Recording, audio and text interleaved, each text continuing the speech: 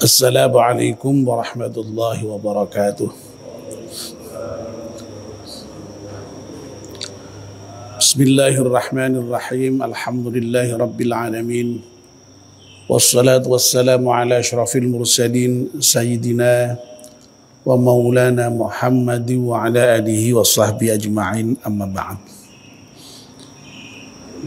Ibu-ibu, bapak-bapak, dan saudara sekalian, jamaah salat subuh Masjid At-Taqwa yang dimuliakan Allah Subhanahu wa taala. Alhamdulillah, kita panjatkan syukur kepada Allah Subhanahu wa taala yang atas limpahan rahmat dan nikmatnya pagi ini kita bisa bersama-sama hadir di masjid salat subuh berjamaah. Dan sekarang kita melanjutkannya dengan melakukan kajian ba'da subuh. Kita mohon kepada Allah Subhanahu wa taala semoga seluruh rangkaian ibadah kita di pagi hari ini diterima oleh Allah Subhanahu wa taala. Amin ya rabbal alamin. Mari kita mulai kajian subuh kita dengan berdoa bersama-sama. Bismillahirrahmanirrahim. Asyhadu an la ilaha illallah wa asyhadu anna Muhammadar Rasulullah. Raditu billahi rabba wa bil islami dina wa bi Muhammadin nabiyyan wa rasula. Rabbi zidni ilman nafi'a warzuqni fahman wa hukma wa alhiqni bis salihin. Amin. Mari kita membaca surat Al-Fatihah sekali untuk pengarang kitab Taysirul Khalaq. Semoga kitab yang kita baca ini bermanfaat untuk kita semuanya. Ala hadin niyah Al-Fatihah. A'udzu billahi minasyaitonir rajim. Bismillahirrahmanirrahim. Alhamdulillahi rabbil alamin. Ar-rahmanir rahim. Maliki yaumiddin. Iyyaka na'budu wa iyyaka nasta'in. اهدنا الصراط المستقيم صراط الذين أنعمت عليهم غير المغضوب عليهم ولا الضالين آمين. Bapak dan ibu-ibu, yang terakhir kita sudah menyelesaikan kajian tentang bab adab-adab ketika berada di masjid. Pagi ini kita akan memasuki bab baru, yakni tentang an-nadhafah atau kebersihan. Langsung saja kita baca bab an-nadhafah ini. An-nadhafatu, kebersihan. I'lam, ketahuilah, anna nadhafatal badani, sesungguhnya kebersihan badan, wathaubi, pakaian, wal makani, dan tempat, matlubatun syar'an, itu dituntut secara syar'i, secara syarak. Kita semua tahu ya bahwa kebersihan itu bukan sekedar merupakan tuntutan dalam katakanlah kehidupan duniawi, kehidupan sehari-hari kita, tetapi memang dituntut oleh agama, dituntut oleh syarak. Ya. Kita misalnya mengenal itu, saya kira ya, hadis yang sangat terkenal itu, an-nadhafatu minal iman. Yang namanya kebersihan itu adalah sebagian dari iman, ya. Nah, itu menunjukkan bahwa yang namanya kebersihan itu memang bagian tidak terpisahkan dari agama. Jadi kalau kita menjadi seorang yang beragama, itu dituntut untuk hidup bersih itu, ya, terutama sekali terkait dengan tadi itu badan, pakaian dan makan atau tempat, ya. Makan itu dalam bahasa Arab artinya tempat, ya. Ya, badan, pakaian dan tempat itu dituntut harus bersih,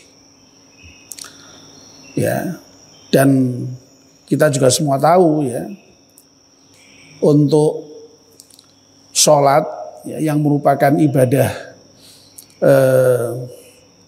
kita yang paling utama di hadapan Allah itu, ya, yang kita lakukan setiap hari itu di antara syarat sahnya itu kalau badan kita, pakaian kita, juga tempatnya suci dari najis, ya. Jadi memang antara bersih dan suci itu ya ada titik persamaannya, tapi ada titik perbedaannya. Jadi suci itu lebih mengarah kepada suci dari najis, ya. Ya, nah itu. Jadi sekali lagi kebersihan itu merupakan tuntutan yang bersifat keagamaan, tidak semata-mata untuk kepentingan katakanlah duniawi kita, kepentingan keseharian kita, tidak, tetapi ada nilai keagamaannya. Nah, karena yang namanya nadhafah, kebersihan itu merupakan bagian dari tuntutan syara, fayambaghi lil insani, maka sudah seharusnya bagi manusia itu tanzifu badanihi muta'ahidan, ya, membersihkan badannya itu dengan penuh perhatian, ya, dengan sungguh-sungguh, ya. Nah, badan itu menyangkut apa saja, ya. Sya'ra ra'sihi, mulai dari rambut di kepalanya, ya, itu harus dibersihkan. Bitasrihi wadduhni, ya.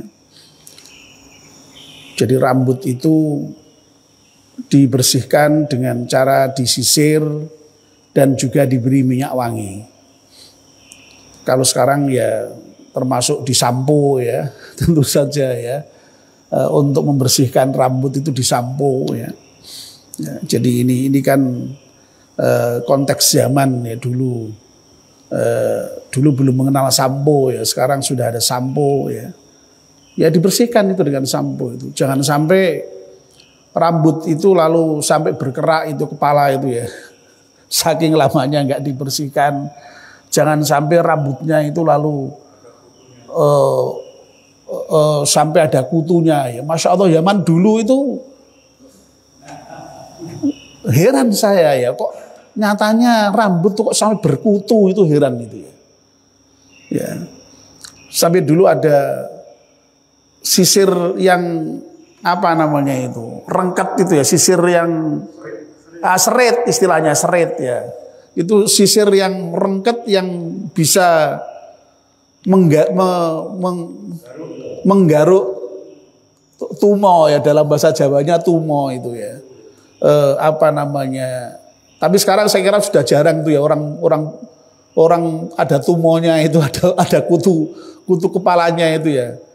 Dulu itu Masya Allah, ya, di desa-desa itu banyak itu orang yang istilahnya apa itu, ya, petan, ya, metani rambut itu mencari tumo itu, Masya Allah, itu zaman dulu. Kalau sekarang kok sudah kayaknya nggak ada, ya, model orang mencari tumo di rambut itu, karena sudah zaman sekarang, era sekarang sudah untuk kebersihan lebih maju tentu saja dibandingkan dengan zaman dulu, ya. Ya, jangan sampai rambut itu lalu awut-awutan, ya. Makanya disisir itu dan diberi minyak itu, ya. Ya. Jadi intinya adalah kebersihan dan kerapian ini bahkan, ya. Karena ada sisir itu merapikan rambut, ya. Lalu yang dibersihkan juga wa udhunaihi bil husli wal mashi. Lalu kedua telinganya juga dibersihkan ya, baik dengan dibasuh maupun diusap. Ya jangan sampai telinganya itu sampai kotor gitu ya. Kadang-kadang telinga itu kalau nggak dibersihkan itu kan bagian sini ini sampai dakinya itu ya numpuk ya. Terus kemudian bahkan dalamnya itu sampai apa istilahnya itu ya, yang sampai kuning itu ya. Dulu itu sampai ada juga alat untuk apa itu namanya, mencukil kotoran yang ada di telinga ya. Nah, sekarang ini mungkin karena ada cotton bud sudah sering dibersihkan setiap hari itu, tidak sampai itu terjadi yang namanya bukan kopok Pak, bukan.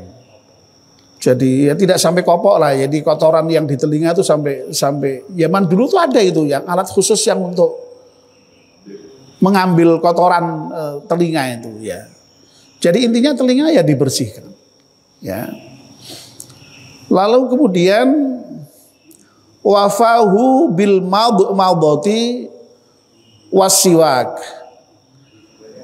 Yang dibersihkan juga mulutnya ya. Mulutnya itu dengan cara berkumur dan siwak ya. Nah, lagi-lagi nih lihat zamannya atau konteksnya. Kalau zaman Nabi dulu membersihkan mulut, gigi itu dengan siwak ya. Dan sampai sekarang yang namanya kayu arok itu di Arab itu kalau kita pergi haji maupun umroh kita masih banyak menemukan. Dan kita juga masih sering membeli untuk oleh-oleh itu ya sebagai untuk menunjukkan bahwa dulu di Arab itu ada yang namanya siwak ya, menggosok gigi dengan kayu arok itu ya yang memang wangi ya. Dan Nabi memang menyunahkan itu setiap kali mau sholat hendaknya bersiwak dulu itu. Ya makanya kemudian sampai ada yang mempraktekkan sampai sekarang ya kiai-kiai tertentu ya itu kalau mau sholat menggosok giginya dengan siwak itu ya. Ya kalau zaman sekarang ya dengan sikat gigi dan odol lah ya itu prinsipnya sama, prinsipnya dalam rangka untuk kebersihan gigi ya. Jangan sampai giginya itu sampai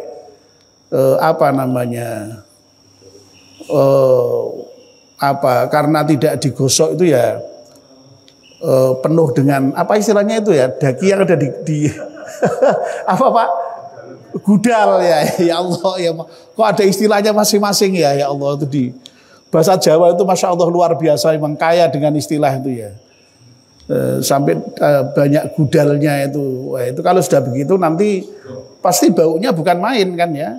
Kalau kita bergaul dengan orang lain di depannya itu pasti tidak tahan kita menghadapi bau mulutnya itu ya. Makanya sampai Nabi memerintahkan untuk siwak setiap kali mau sholat itu ya dalam rangka untuk menjaga kebersihan gigi itu dan mulut ya. Nah lalu yang berikutnya wa anfahu bil istinsyaqi wal istinthari ya. Membersihkan juga hidung itu dengan istinsyaq dan istinthar ya. Kalau istinsyaq itu menyedot air ya. Kalau berwudu itu kan kita disunahkan untuk istinsyaq gitu ya. Jadi menyedot air dengan hidung. Nah, begitu. Lalu kemudian istinsyar itu menyemprotkannya. Gitu. Ya. Nah, itu dituntunkan juga itu dalam rangka kebersihan hidung itu. Tapi istinsyaq dan istinsyar ini, istinthar ini tidak mudah ini memang. Jadi butuh teknik khusus ya. Kalau enggak itu sakit di telinga itu ya. Jadi memang itu butuh kebiasaan ya untuk bisa melakukan istinsyaq dan istinthar itu ya ini. Jadi sekali lagi kalau istinsyaq itu menghirup air dengan hidung sampai masuk, ya. Kemudian kalau istinthar itu mengeluarkannya, ya. Itu disunnahkan itu di dalam berwudu itu. Nah, rupa-rupanya yang disebut dari mulai rambut, ya, telinga, mulut, ya, dan hidung ini semua terkait dengan wudu itu. Ya, memang ada yang bersifat sunnah, ya, misalnya kayak seperti berkumur, lalu istinsyak, istinthar itu merupakan lalu juga telinga itu kan sunnah itu ya, sunnah ya, meskipun tidak wajib, ya, boleh ditinggalkan tapi sunnah, sebaiknya dilakukan. Nah, yang memang harus dilakukan dalam berwudu itu yaitu membasuh rambut itu, ya. Makanya jadi tadi ya disebutkan matlubatun syara'an tadi, dituntut secara syarak tadi itu, ya. Nah, lalu juga dibersihkan pula wa adhafirahu, kuku-kukunya, ya. Bi ghasli ma tahtahu, dengan membasuh yang di bawahnya, ya. Kuku ini kan kalau panjang sedikit, yang di bawah ini kan banyak juga kotorannya, ya, sehingga menjadi hitam, itu harus dibersihkan itu, ya. Dengan dibasuh, bahkan ya dengan cara lain yang memungkinkan kotoran yang hitam itu hilang, ya. Makanya kuku itu, ya, terutama kuku yang sebelah kiri, ya, itu memang harus dipastikan pendek, jangan sampai lalu kuku yang di sebelah kiri itu panjang kemudian menjadi tempat bersemayamnya kotoran, karena tangan kiri ini, maaf ya, untuk alat membersihkan kotoran kita itu. Nah, kalau kukunya panjang kan ya pada nempel di sini, ya, itu makanya hati-hati, ya, hati-hati. Ya, jadi kalau bapak-bapak kayaknya jarang itu memanjangkan kuku itu, ya. Yang ada kemungkinan panjang kuku itu untuk kecantikan itu ibu-ibu. Ini tolong hati-hati, ya, hati-hati. Harus betul-betul dibersihkan, ya, terutama yang kiri itu yang memang sehari-hari untuk kepentingan bebersih kotoran itu harus diperhatikan betul, ya.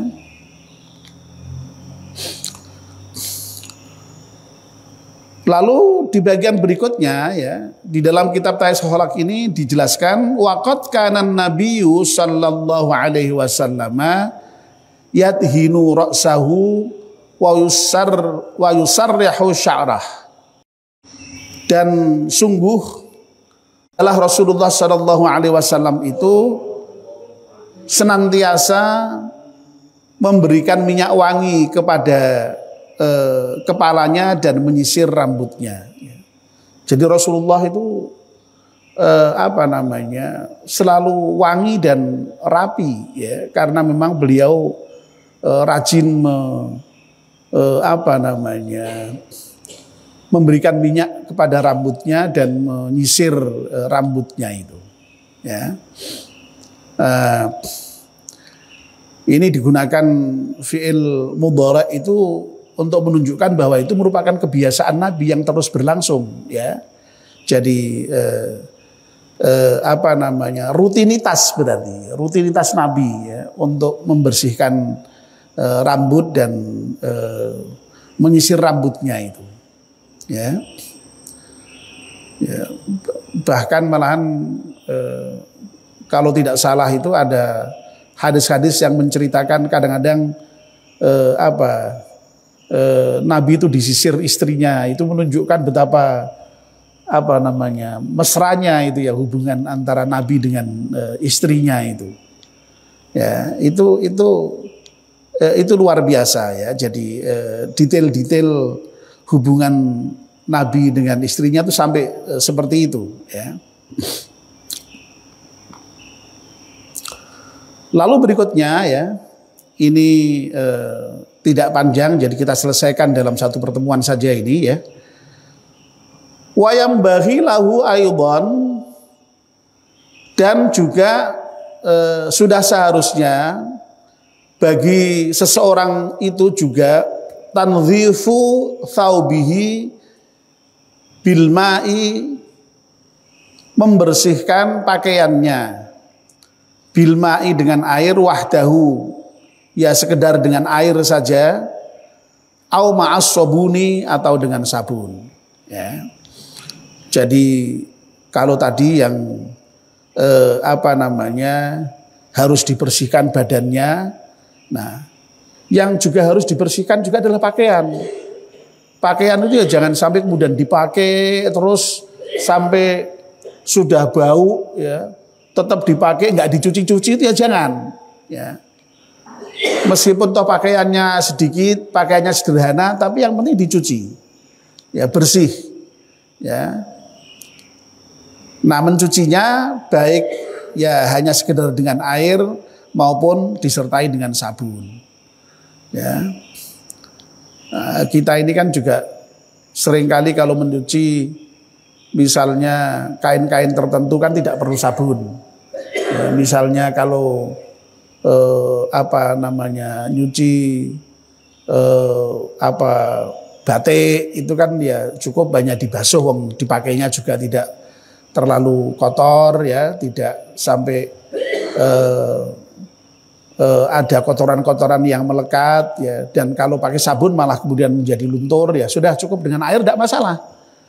Tapi untuk bahan-bahan tertentu ya, untuk membersihkannya ya pakai sabun, terutama misalnya yang putih ya, itu kalau nggak pakai sabun ya tidak bisa hilang kotorannya ya. Nah itu. Jadi pakaian perlu dibersihkan juga ya. Ini ihtaja ila dzalik ya. Ya pakai sabun tadi itu kalau dibutuhkan ya. Kalau misalnya tidak ya tidak usah pakai sabun ya, cukup pakai air. Ya, ini dalam konteks lebih-lebih zaman dulu ya. Nah, kalau sekarang saya kira memang mencuci di mana-mana ya pakai sabun ya. Dan sabun sekarang ini macam-macam ya. Untuk yang batik sekalipun juga ada sabun yang khusus ya, yang tidak merusak warna misalnya. Ya, itu saya kira sekarang lebih canggih lah dalam perangkat-perangkat untuk bebersih ini ya. Wa kadzalika yambaghi lahu tanzifu makanihi ya. Dan demikian juga sudah seharusnya pula bagi seorang itu untuk membersihkan tempatnya ya. Tempat juga dibersihkan ya. Tempat di sini tentu saja tempat tinggal ya, tempat ibadah, tempat apa saja ya.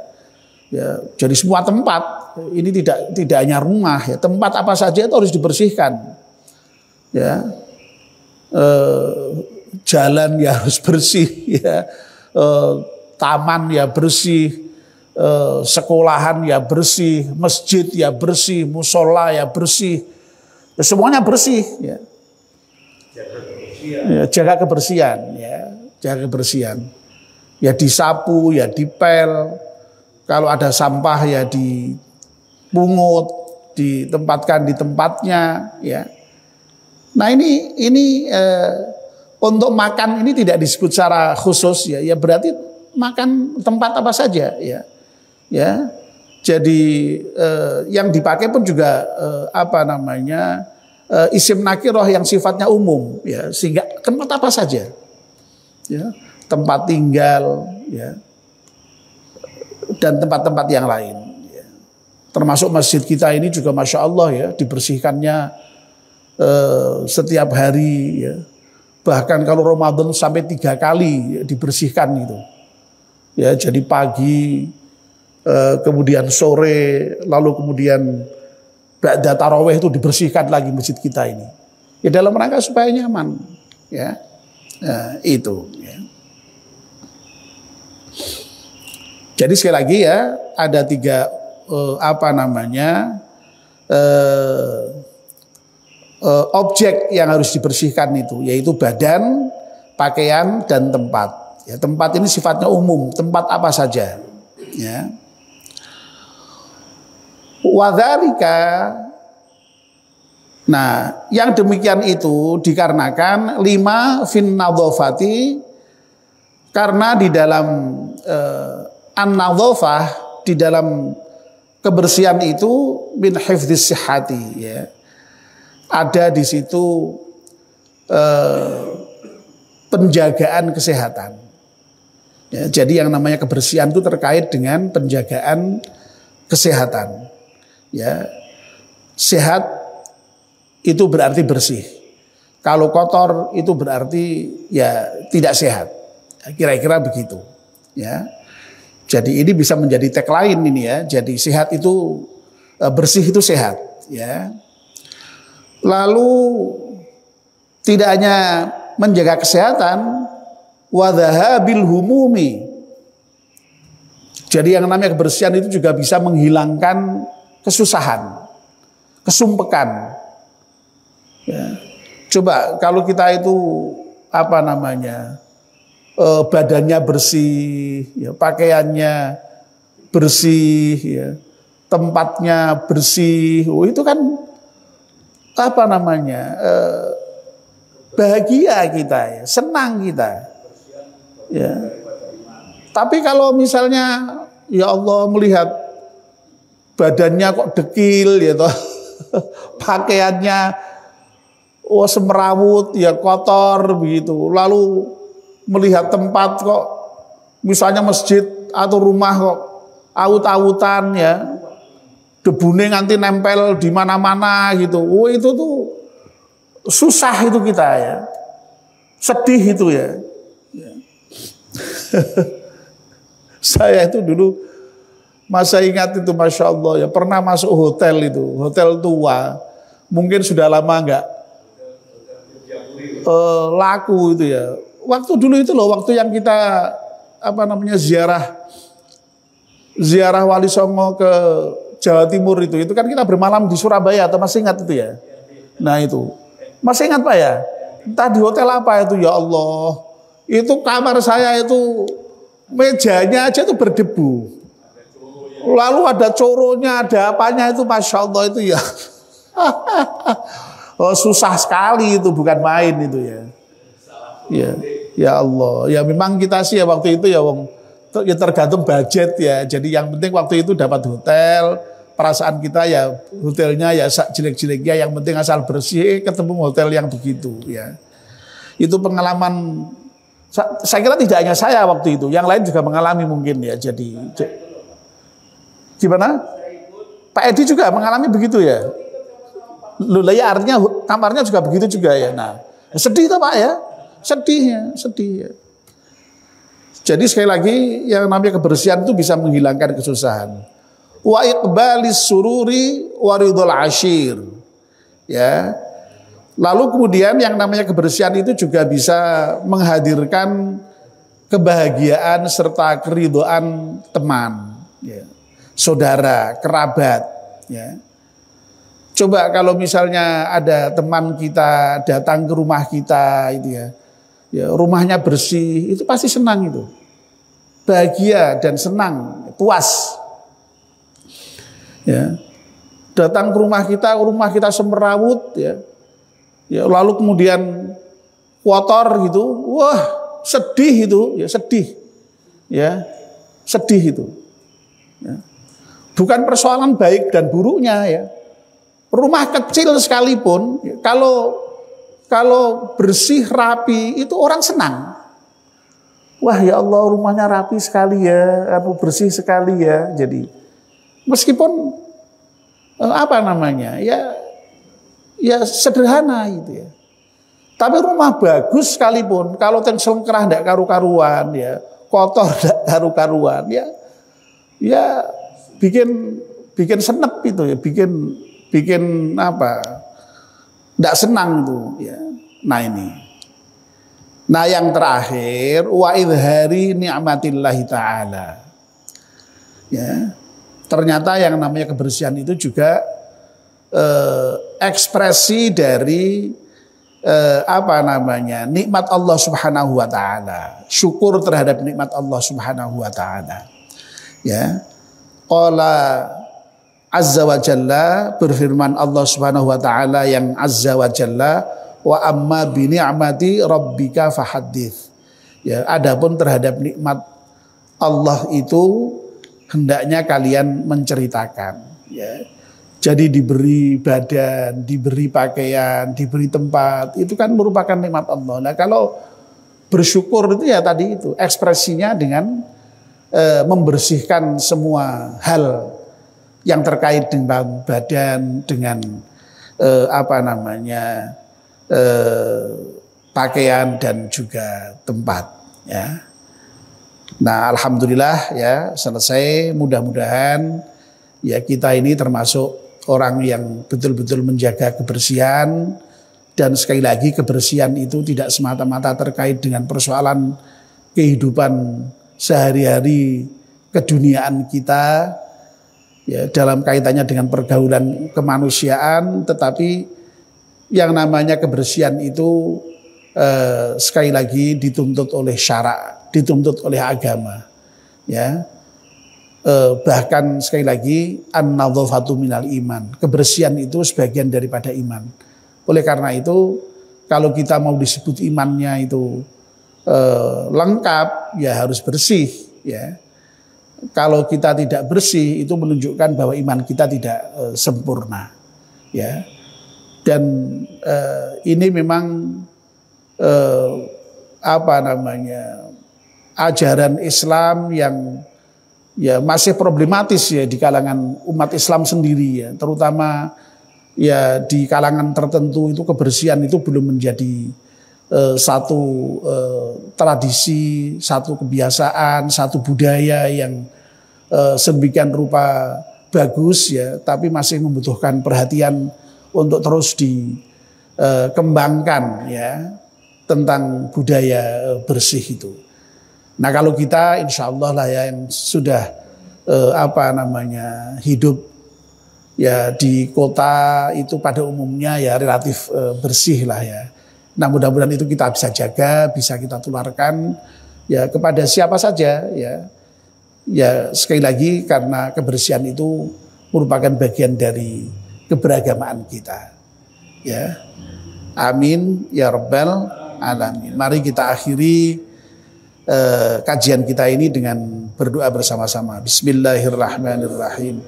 Wal 'ashri innal insana lafi khusrin illa alladziina aamanu wa 'amilus shalihati wa tawassaw bil haqqi wa tawassaw bis sabr. Subhanakallahumma bihamdika asyhadu an la ilaha illa anta astaghfiruka wa atubu ilaik. Wassalamualaikum warahmatullahi wabarakatuh.